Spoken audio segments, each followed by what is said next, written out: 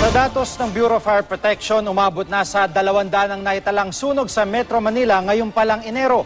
Nadagdagan pa yan matapos ang dalawang magkahiwalay na sunog sa Taguig at Maynila kanina. May report si JP Soriano.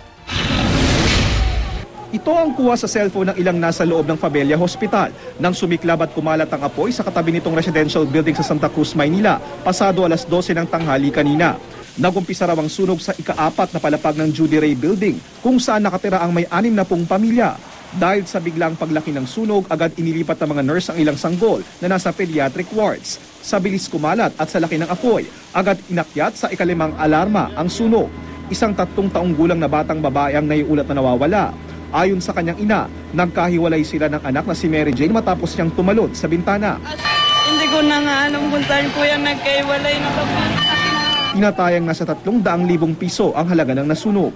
Inaalam pang pinagmulan ng apoy pero sa inisyal na investigasyon ng BFP Manila. Simula raw sa paglalaro ng mga bata ng posporo. Pero under validation pa rin yun. Isang sunog din ang sumiklab kaninang madaling araw naman sa barangay Fort Bonifacio sa Taguig. Nagkulay orange ang madilim na kalangitan sa laki ng apoy.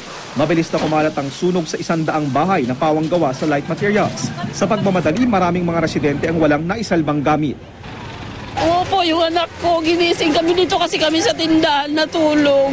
Tumakbo na lang po kami sa labas, wala kaming nailigpit na gamit. Ano lang yan material din na bagay, puro kami lahat buhay, wala kaming naanuhan. Lahat nandoon sa bahay namin naiwan, wala kahit ano. Tulong-tulong ang mga residente at bumbero sa pag-apula ng apoy. Nag-declare kami ng 4th to 5th alarm kasi nakita namin, mahihirapan kami, ang layo ng mga fire truck, at the same time, hindi kami makapenetrate dun sa loob. At puro residential yung involved. Aabot sa 200 pamilya ang apektado sa sunog at pansamantala munang tumutuloy ang ilan sa kanila sa isang covered court. Patuloy namang inaalam ang pinagmulan ng sunog at kabuuang halaga ng natutok na ari-arian. JP Soriano, GMA News.